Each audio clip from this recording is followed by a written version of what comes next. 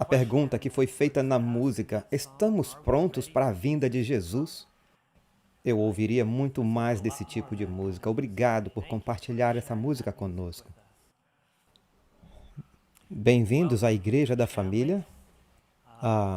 Eu devo informá-los desde já que, nesta conferência de profecias, provavelmente eu sou o único apresentador que não traz nenhum pensamento original para os últimos 6 versículos de Daniel 11.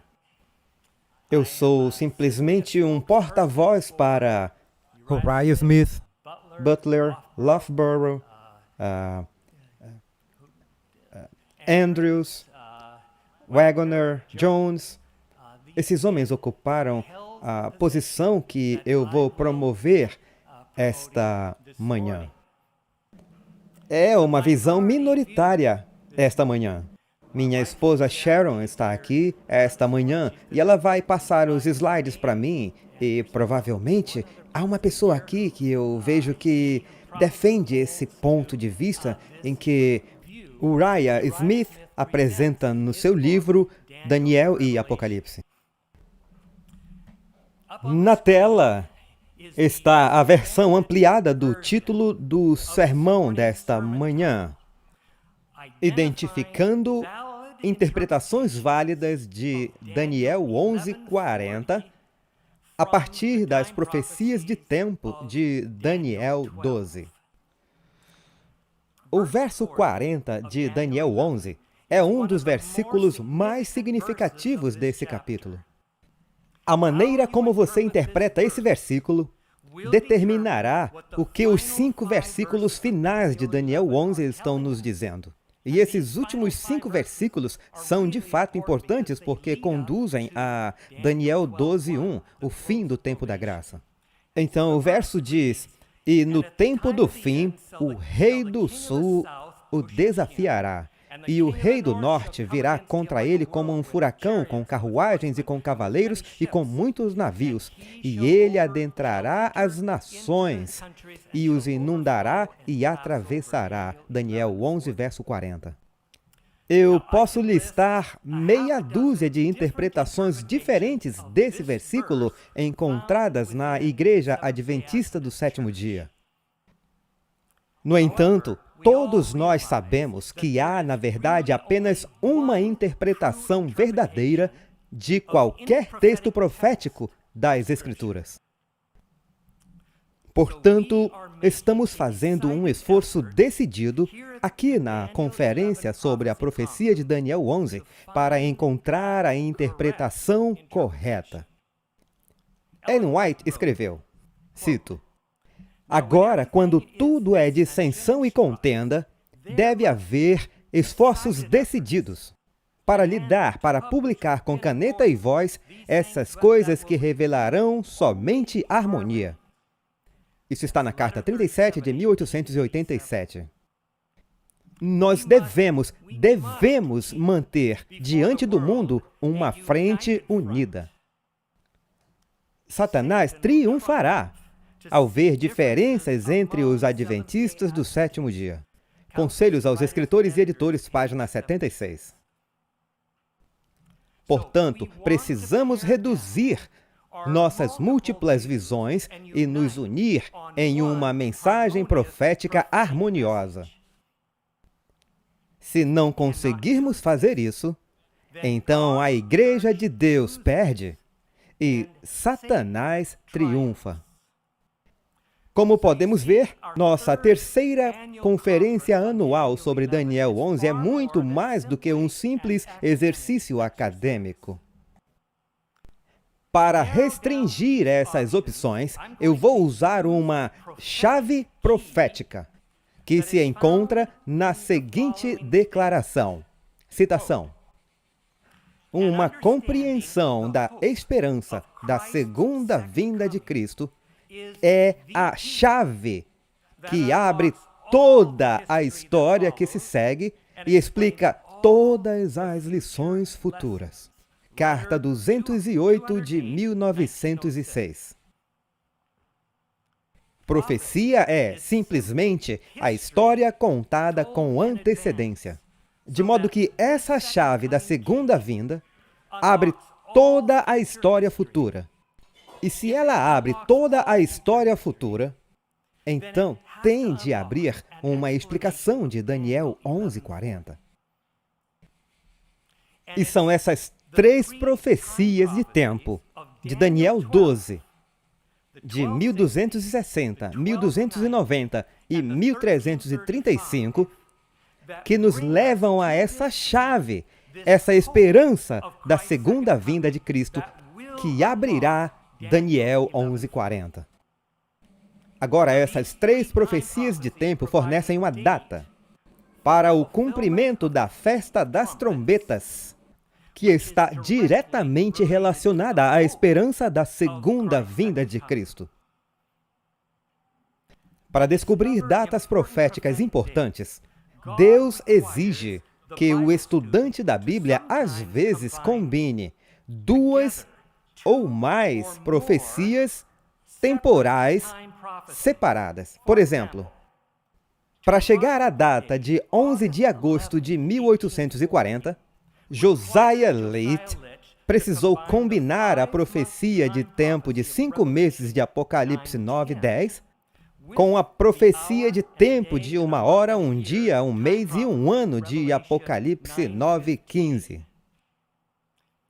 E para chegar à data de 22 de outubro de 1844, foi necessário que Guilherme Miller unisse a profecia de 70 semanas de Daniel 9:24 com a profecia de 2.300 dias de Daniel 8:14. Precisou ser combinada.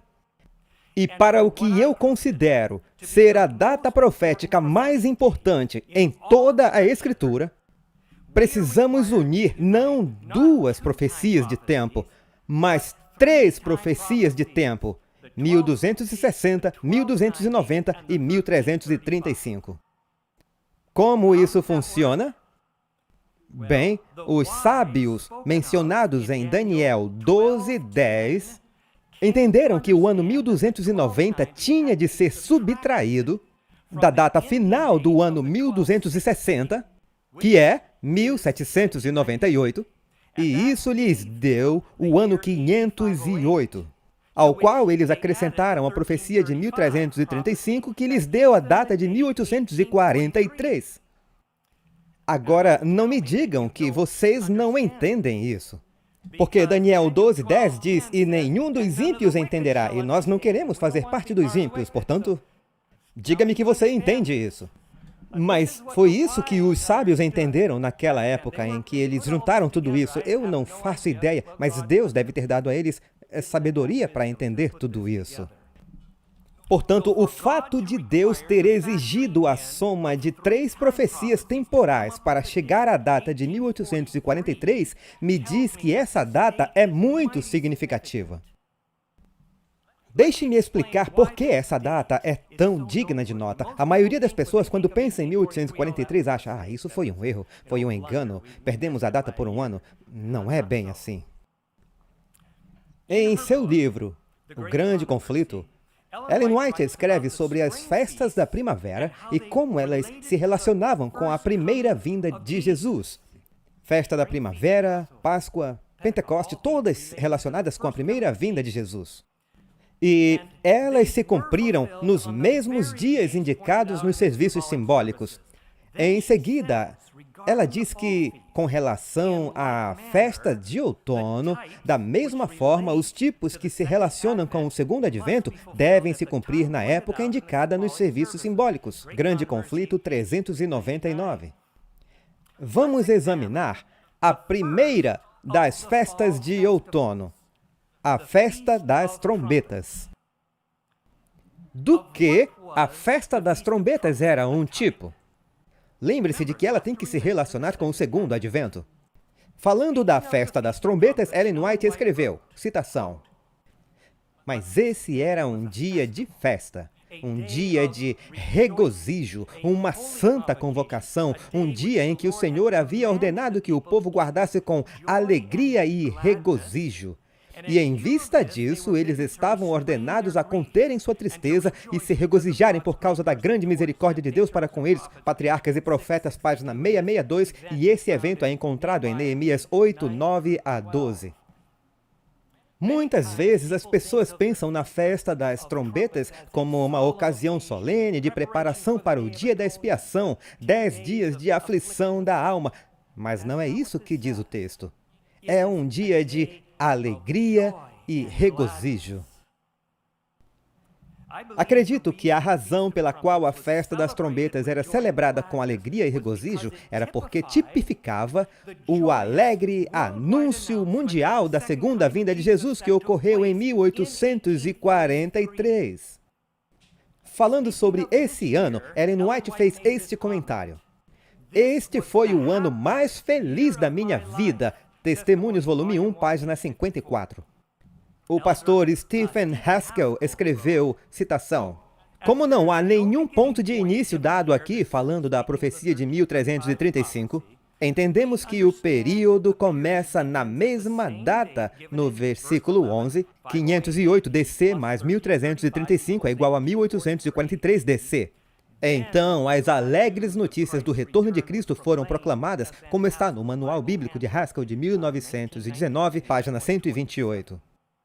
E o Ryan Smith escreveu, cito, a única coisa prometida no final dos 1335 dias é uma bênção para aqueles que esperam chegarem a esse tempo. Ou seja, aqueles que estiverem vivos na época. Que bênção é essa? Olhando para 1843, quando esses anos expiraram, o que contemplamos? Um notável cumprimento da profecia e a grande proclamação da segunda vinda de Cristo. Um espírito de reavivamento foi despertado, o que não teve paralelo. O Ryan Smith, Daniel e Apocalipse, 1912, página 343. Agora, olhando para o gráfico da profecia de 1843, observem que a data 1843 é registrada 5 vezes. O que Ellen White escreveu a respeito deste gráfico? O Senhor me mostrou que o gráfico de 1843 foi elaborado por sua mão e que nenhuma parte dela deveria ser alterada, que as figuras eram como ele queria, que sua mão estava sobre ela e ocultou um erro em algumas das figuras, de modo que ninguém poderia vê-lo até que sua mão fosse removida. Review and Herald, 1º de novembro de 1850. Que erro estava oculto? O erro tinha a ver com o cálculo da data da profecia dos 2300 dias. A data 1844 foi inicialmente ocultada de sua visão. Por que a mão de Deus direcionou os números desse gráfico para que todos chegassem a 1843? Porque o clímax do anúncio da segunda vinda de Jesus deveria ocorrer no final da profecia de 1335 dias. Em 1843, não houve erro no cálculo profético de 1335. Esse clímax para o anúncio da segunda vinda de Cristo ocorreu no outono daquele ano, a mesma época do ano em que a festa das trombetas deveria ter sido cumprida. Eu acredito que esse anúncio mundial da segunda vinda de Jesus foi o cumprimento antitípico da festa das trombetas. Essa festa tem uma profecia de tempo que nos diz quando ela seria cumprida. E essa profecia de tempo é encontrada em Daniel 12:12, a profecia de 1335 dias. E esse cumprimento ocorreu em 1843, no primeiro dia do 7º mês cerimonial do calendário judaico, que também era um festival de lua nova mensal. Agora, a festa das trombetas foi planejada por Deus para ser cumprida em um festival de lua nova por uma razão muito importante. A celebração da lua nova prefigura o evento real da segunda vinda de Jesus. A festa da lua nova no sábado do 7º dia será celebrada por toda a eternidade em comemoração tanto da criação deste mundo e a segunda vinda de Jesus. Fim do livro do grande conflito travado aqui no planeta Terra. É por isso que em Isaías 63:23 diz que acontecerá. E muitas vezes pensamos, o que é essa história de lua nova? De uma lua nova a outra e de um sábado a outro sábado. Toda a carne virá adorar diante de mim, diz o Senhor. Isso é importante. Estaremos guardando as luas novas por toda a eternidade. É incrível.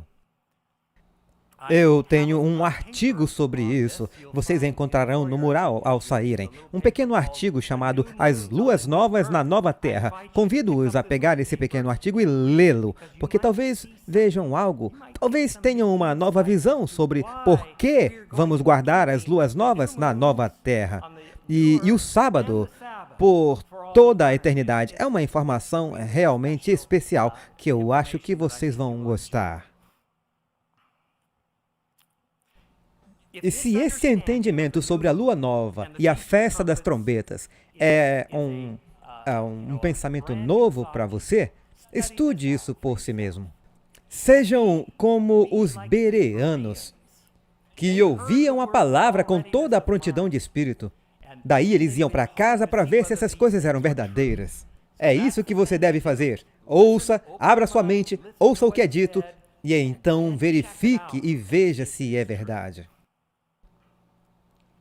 E para aqueles que estão assistindo, podem encontrar esse documento na página inicial do meu site, thirdwall.com. E você pode baixá-lo em PDF para aqueles que quiserem dar uma olhada. Agora, aqueles abençoados em 1843 que fizeram aquele anúncio da segunda vinda de Jesus, deveriam estar entre aqueles que viveriam para ver Jesus voltar. Desde o início da criação, o plano era que o grande conflito chegasse ao fim na segunda metade do século XIX. A profecia dos 2.300 dias, junto com a profecia dos 1.335 dias, já declarava isso há milênios. Jesus deveria ter vindo pouco depois de 1843. Um anjo confirmou isso a Ellen White em 1856. E essa é uma de minhas declarações favoritas de Ellen White. Vocês podem achar estranho, mas eu amo essa declaração. Ouçam. Foi-me mostrado o grupo presente à Assembleia, disse o anjo. Deus enviou um anjo para dizer a Ellen White essa declaração. Disse o anjo, alguns se tornarão alimento para os vermes, outros sujeitos às 7 últimas pragas. Alguns viverão e estarão sobre a terra para serem trasladados na vinda de Jesus. Testemunhos para a Igreja, volume 1, página 131. Havia 67 pessoas presentes na Assembleia de 1856. Muitos desses participantes viram a queda das estrelas em 1833, o último dos 3 sinais que Jesus deu em Mateus 24. Ele disse que aquela geração não passaria até que todas as coisas se cumprissem. Esse todas as coisas incluíam a segunda vinda de Jesus. Esse era o plano do céu para aquela época. Tragicamente, por nossa insubordinação, apertamos o botão de pausa no cumprimento das profecias que teriam levado à segunda vinda de Jesus. Em 1901, Ellen White fez a seguinte declaração. Cito, talvez tenhamos de permanecer muitos anos mais neste mundo por causa de insubordinação, como aconteceu com os filhos de Israel, mas por amor de Cristo, seu povo não deve acrescentar pecado a pecado, responsabilizando a Deus pela consequência de seu próprio procedimento errado. Carta 184 de 1901. Em 1883, Ellen White escreveu, Cristo teria vindo antes disso, para receber seu povo para a recompensa. Manuscrito 4.883. Portanto, antes de 1883, o plano do céu era vir para nos levar para casa no céu. Será que não estávamos sendo insubordinados? E será que Jesus havia retornado no ano de 1800 como havia planejado? Todas as profecias não cumpridas de Daniel e Apocalipse teriam se cumprido antes de seu retorno?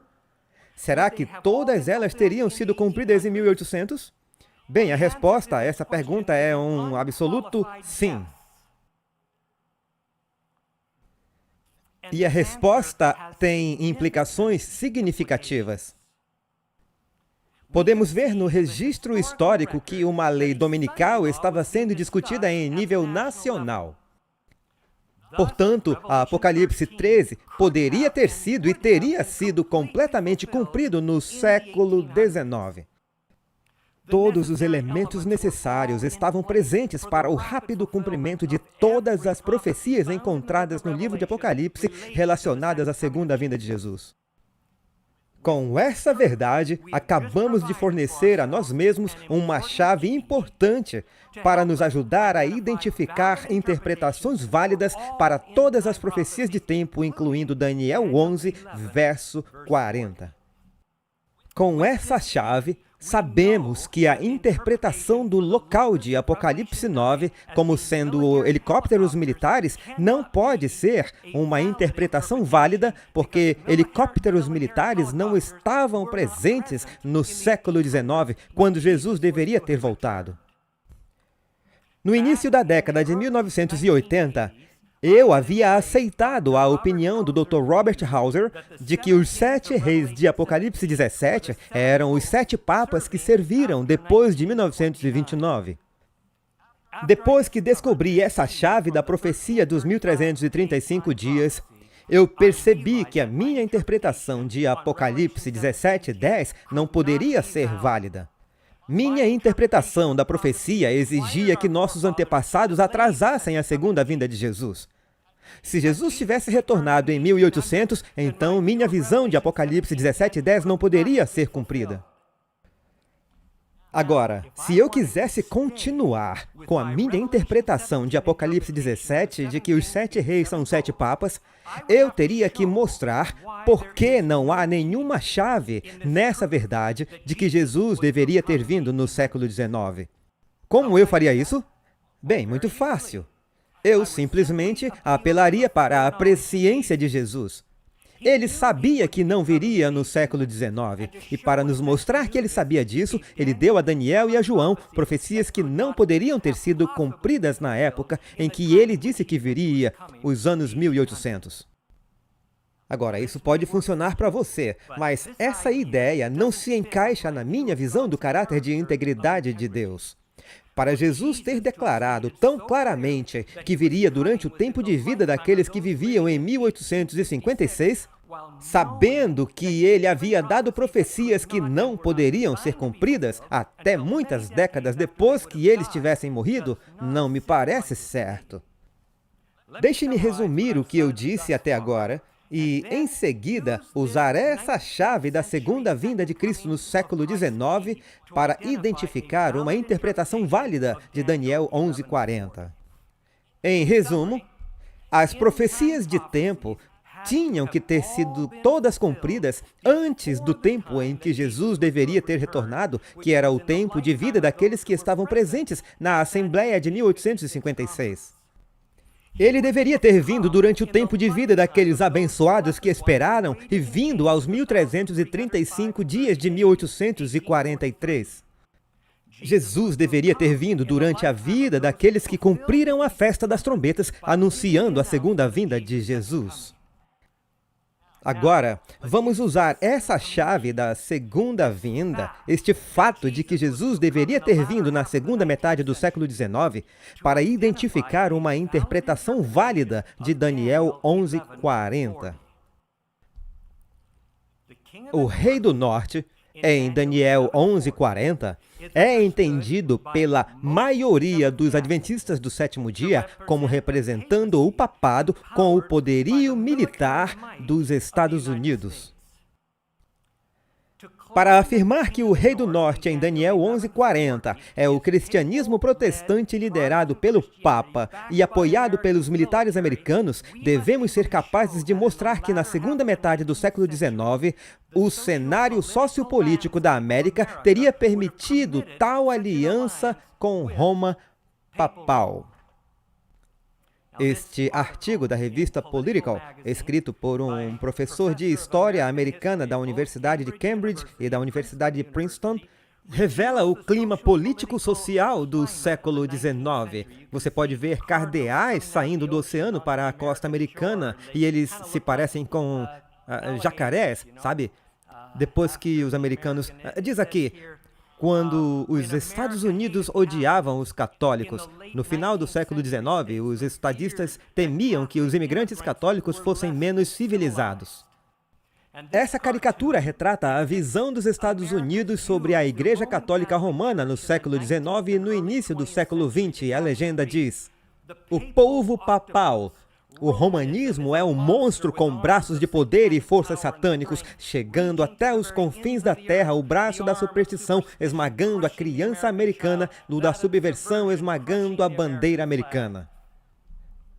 A América protestante do século XIX ainda estava protestando contra a Igreja Católica Romana. O ambiente anticatólico não teria permitido o cumprimento, no século XIX, das atuais interpretações de Daniel 11:40 com foco papal. Pouco antes da virada do século XIX, o Papa perdeu sua supremacia papal ao infligir a ferida mortal. Citando um artigo sobre a origem e o declínio dos estados papais, Melissa Snell escreveu, citando: começando em 1870, quando a anexação do território papal colocou um fim oficial aos estados papais, os papas estavam em um limbo temporal. Isso chegou ao fim com o Tratado de Latrão de 1929, que estabeleceu a cidade do Vaticano como um estado independente. Ellen White escreveu em 1911, o tom pacífico usado por Roma nos Estados Unidos não implica mudança de coração. É tolerante onde é impotente. Grande Conflito 565. E ela disse, nessa ocasião, um exército francês entrou em Roma e tomou prisioneiro o Papa que morreu no exílio. Posto que logo depois fosse eleito o novo Papa, a hierarquia papal nunca pôde desde então exercer o poder que antes possuíra. Grande Conflito 266.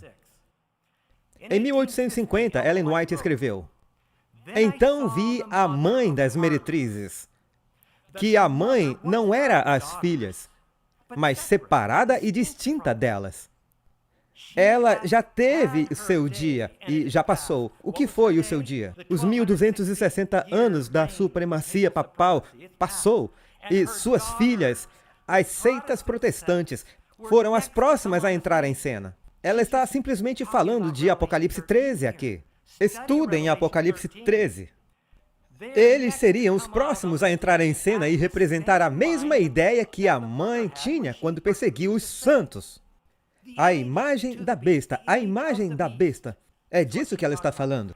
Eu vi que à medida que a mãe declinava em poder, as filhas cresciam e logo exercerão o poder, uma vez manifestado pela mãe, manuscrito 15, 1850. Esse é o quadro de Apocalipse 13. Vemos que o papado, assim como ela disse, teve o seu dia. Agora, ela diz que o papado terá influência no velho mundo e no novo mundo serão os protestantes apóstatas. Eles serão os responsáveis por isso. Não há nada no Grande Conflito ou em Apocalipse 13 que fale de Roma, do Papa, manipulando o governo americano e seu exército para cumprir seu propósito. Nada na Bíblia ou no espírito de profecia que indique isso.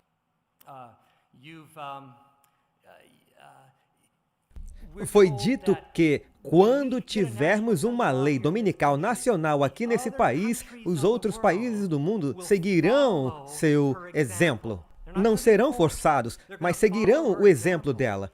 Haverá um ser sobrenatural que chegará ao planeta Terra, Satanás personificando Cristo, que, segundo nos foi dito, irá de cidade em cidade para incentivar uma lei dominical universal, e todos se curvarão diante desse ser majestoso que invoca fogo do céu, ressuscita os mortos e fala todas essas palavras e pensarão que ele é o próprio Cristo. E todos seguirão. Não serão os Estados Unidos forçando as pessoas a terem leis dominicais. Não, não é assim que vemos nas Escrituras ou no espírito de profecia. O foco da profecia em Apocalipse 13 muda da besta papal para a besta com chifres semelhantes ao de um cordeiro, as filhas protestantes apóstatas. Portanto, uma interpretação com foco papal dos versículos finais de Daniel 11 não estaria em harmonia com Apocalipse 13. Ver o papado como tendo qualquer alinhamento com o poderio militar dos Estados Unidos entre o ano de 1798 e 1929 não se encaixa nos fatos da história ou nos escritos inspirados. Os efeitos da ferida mortal no papado mantiveram o papado politicamente irrelevante e indefeso durante todo o século XIX, o mesmo século em que Cristo deveria ter vindo. Ensinar que o Rei do Norte em Daniel 11:40 é um poder de coalizão que consiste no papado apoiado pelo poder militar dos Estados Unidos seria, pode-se dizer, uma opção válida para o final dos anos 20 do século XX, mesmo que fosse um cumprimento da profecia, mas não vejo isso no Grande Conflito ou em Apocalipse 13. Mas se fosse, seria válida no final do século XX, mas a história nos diz que essa não é uma opção válida para o final do século XIX, exatamente a época em que Jesus deveria ter retornado. Se mantivermos uma interpretação consistente e literal para todo o texto de Daniel 11, conforme Smith apresenta em seu livro Daniel e Apocalipse, descobriremos que os versículos 40 ao 43 foram cumpridos em 1801, como resultado da campanha egípcia napoleônica. Se olharmos para o texto e para a história, há um ajuste perfeito se o lermos literalmente. O versículo 44 foi cumprido em 1856 como resultado da Guerra da Crimeia. E isso é o que todos os nossos pioneiros ensinaram durante 80 anos. E o verso 45 estava prestes a se cumprir em 1878, como resultado da guerra entre a Rússia e a Turquia. E parece que o versículo 45 está mais uma vez à beira do cumprimento aqui em 2020. World Israel News, outubro de 2020, citação. Homem forte da Turquia faz reivindicação otomana antes da Primeira Guerra Mundial à capital de Israel, dizendo que é nossa cidade. Vejam, todos os pioneiros acreditavam que todos os 44 versículos de Daniel 11 haviam sido cumpridos. Faltava apenas o versículo 45. O Rei do Norte está atualmente se movimentando para plantar os tabernáculos de seu palácio em Jerusalém. E se você quiser ver mais notícias, eu reúno todas as notícias relacionadas ao que o verso 45, o que os nossos pioneiros acreditam que o verso 45 estava ensinando. Você pode acessar o meu site, jerusalemcalifado.com, e ler muitas outras notícias. Está claro nos registros históricos que Deus interveio para impedir que a visão civil de Daniel 11:45 se cumprisse em 1878. Uma história incrível sobre o que aconteceu naquela época. E a nossa igreja, naquele momento, acreditava que o versículo 45 estava a poucas semanas de se cumprir, pois eles viam a guerra turca acontecendo e que a Rússia ia tomar Constantinopla e o califa teria que se mudar para Jerusalém. E eles acreditavam que isso teria se cumprido, mas milagrosamente isso foi impedido. Nós impedimos. Por insubordinação, Deus disse não, o verso 45 não está pronto para ser cumprido. As leis dominicais não estão prontas para serem cumpridas. Meu povo não está pronto. Os registros nos mostram que Deus interveio para impedir que uma lei dominical nacional se tornasse a lei do país em 1888. Se até mesmo a profecia de uma lei dominical nacional estava visivelmente à beira do cumprimento no século XIX, então podemos ter certeza de que todas as outras profecias bíblicas não cumpridas antes do fim do tempo da graça também estariam visivelmente à beira do cumprimento. Observe uma declaração de Ellen White. As visões que ele teve às margens do rio Ulai de Daniel 8 e o rio Hidekel, que foi sua profecia de Daniel 11, Os grandes rios de Sinar estão agora em processo de cumprimento. E todos os eventos preditos logo acontecerão. Carta 57, 1896. Se não pudermos mostrar evidências, a partir dos registros históricos da segunda metade do século XIX, de que a providência de Deus impediu o cumprimento de nossa interpretação de uma profecia bíblica não cumprida, então adotamos qualquer interpretação errônea dessa providência bíblica. Uma verdadeira interpretação bíblica dessa profecia teria estado visivelmente à beira do cumprimento no século XIX. A interpretação civil de Uriah Smith permite que os 2 últimos versículos de Daniel 11 tenham sido cumpridos durante a vida daqueles que estavam na reunião de 1856. Uma interpretação literal se encaixa nessa chave da segunda vinda, tornando assim a visão de Smith uma opção válida para considerarmos. Agora, deixe-me encerrar defendendo o livro de Uriah Smith, compartilhando 4 declarações de Ellen White. Primeira declaração. Deve especialmente o livro Daniel e Apocalipse ser apresentado às pessoas como o livro ideal para este tempo. Esse livro contém a mensagem que todo mundo precisa ler e entender, manuscrito 174 de 1899. Agora, será que esse ainda é o livro ideal para apresentar às pessoas aqui em 2020? Talvez sim, lá em 1899. Mas hoje, será que ainda deveríamos estar usando um livro tão desatualizado? Muitos acreditam que ele já teve a sua época e que agora precisamos de novos livros com novas visões. Bem, eu acho que o céu previu essa pergunta. E assim, Deus deu a Ellen White outra declaração. Para responder a essa pergunta, vem a minha segunda declaração. O interesse em Daniel e em Apocalipse deve continuar enquanto durar o tempo da graça. Deus usou o autor deste livro como um canal através do qual comunica luz para direcionar mentes à verdade. Manuscrito 174, 1899. Até que a porta da graça se feche, o livro de Uriah Smith apresenta as visões proféticas que todos precisam ler e entender. Portanto, é o livro ideal para 2020, que direcionará as mentes para o verdadeiro entendimento profético, porque, cito, Deus usa o autor desse livro como um canal. Essa é uma palavra muito importante. Usa o livro como um canal por meio do qual se comunica a luz para direcionar as mentes à verdade. Eu sei que quando eu me coloco diante de qualquer congregação, qualquer local público, e apresento as visões proféticas encontradas no livro de Uriah Smith, eu tenho as bênçãos do céu. Se eu apresentar as minhas próprias interpretações, eu não posso ter certeza disso. Eu posso estar ensinando algo errôneo. Mas como eu sei que este é o livro que eu devo compartilhar com o mundo até o fechamento da porta da graça, eu sei que eu posso, com confiança, apresentar as visões proféticas encontradas nesse livro e falar com autoridade e poder, porque eu sei que Deus canalizou essa mensagem para a sua igreja.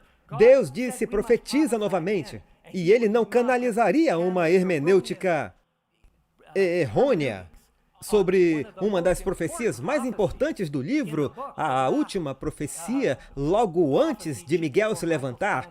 Isso é muito importante. Ok, número 3. Tudo o que puder ser feito, deve ser feito para divulgar pensamentos sobre Daniel e Apocalipse. Não conheço nenhum outro livro que possa tomar o lugar deste. Ele é a mão amiga de Deus. Manuscrito 176 de 1901. O livro de Ellen White não poderia tomar seu lugar. O Grande Conflito não pode tomar o lugar desse livro. O livro de Uriah Smith tem informações que o livro de Ellen White não tem. Ambos caminham juntos. Devem ser postos juntos. Os pontos de vista proféticos encontrados nesse livro são exatamente os pontos de vista que o próprio Deus quer que o mundo ouça. Nenhum outro livro, especialmente os livros com visões proféticas conflitantes, deve tomar o lugar deste até o momento mais próximo do fim do tempo da graça. Agora, todos os detalhes estão absolutamente corretos nesse livro? Não necessariamente. Mas eu acredito que a hermenêutica usada para interpretar os textos proféticos de Daniel 11 foi guiada pela mão de Deus, de modo que podemos dar com confiança ao mundo a interpretação de Uriah Smith dessa profecia. A questão oriental foi essa mensagem profética. Essa foi a mensagem profética que os nossos evangelistas levaram. Eles não começaram com Daniel 2, eles começaram com Daniel 11. E eles iam a um território e diziam que dariam uma mensagem profética sobre a questão oriental. Milhares de pessoas sairiam, ouviriam a mensagem e depois dariam continuidade a essa mensagem com as 3 mensagens angélicas. Portanto, essa foi a mensagem que atraiu a atenção do mundo. Eles a usaram por 80 anos e estabeleceram a denominação adventista do 7º dia em todo o mundo com essa mensagem sobre Daniel 11:40 a 45. Deus sabia que usaríamos essa mensagem para edificar a igreja e não teria canalizado uma perspectiva e visão errôneas. Nossa Igreja Mundial concordou com o ponto de vista de Smith há 71 anos atrás. No segundo trimestre de 1949, os adultos tiveram uma lição da escola sabatina com a seguinte pergunta: no gráfico profético, que guerra triangular estava programada para o tempo do fim? Daniel 11:40. Então é dito em uma nota. Há muitas décadas, quando eles escreveram isso, já se passaram 8 décadas. 80 anos. Por 80 anos tem sido a crença geralmente aceita pelos adventistas do 7º dia de que esse texto descreve o ataque espetacular dos franceses sobre o Egito e a Turquia. Esses reinos ocupam, respectivamente, os territórios tradicionais do Rei do Sul e o Rei do Norte, conforme demonstrado pelo cumprimento de Daniel 11, de 5 a 13. Essa foi a lição 12, de 18 de junho de 1949. E então, uma grande mudança aconteceu em nossa igreja, e essa é a fascinante história do que aconteceu. Número 4, minha última declaração. Os livros de Daniel, Apocalipse e o Grande Conflito são os livros que, acima de todos os outros, devem estar em circulação agora. Entregue-os ao povo. Manuscript Releases, volume 21, página 452. Agora, ela diz isso em 4 ou 5 outros lugares, onde ela coloca o livro de Smith junto com o Grande Conflito. Muito importante que esses 2 livros andem juntos.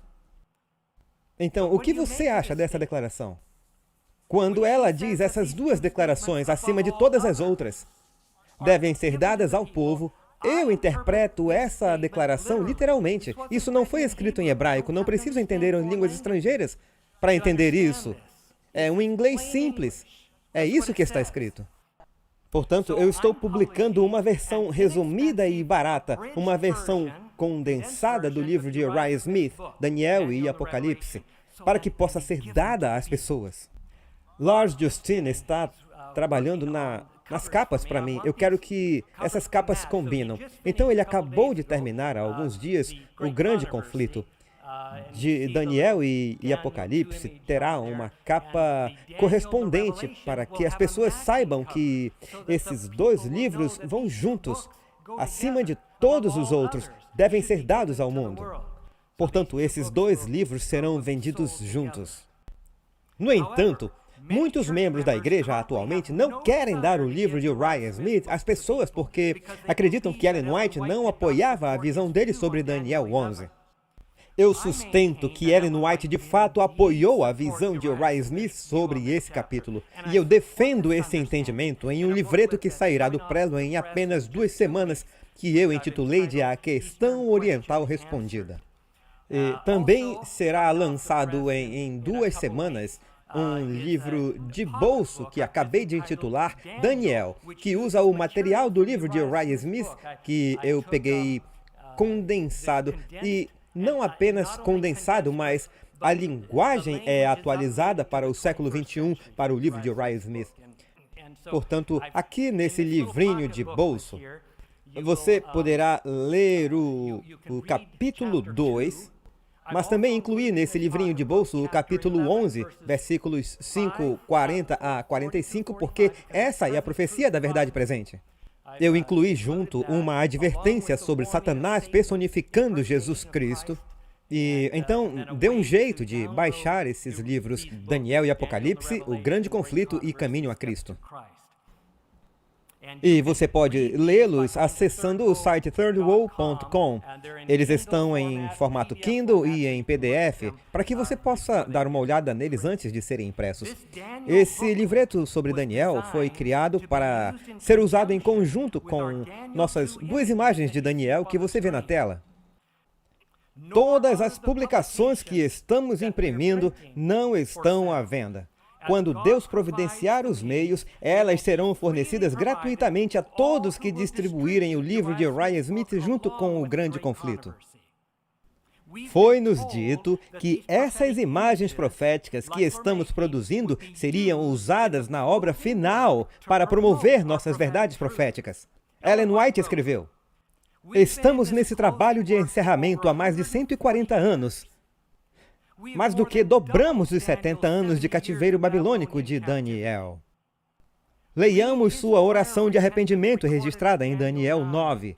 Essa oração deve se tornar a nossa oração.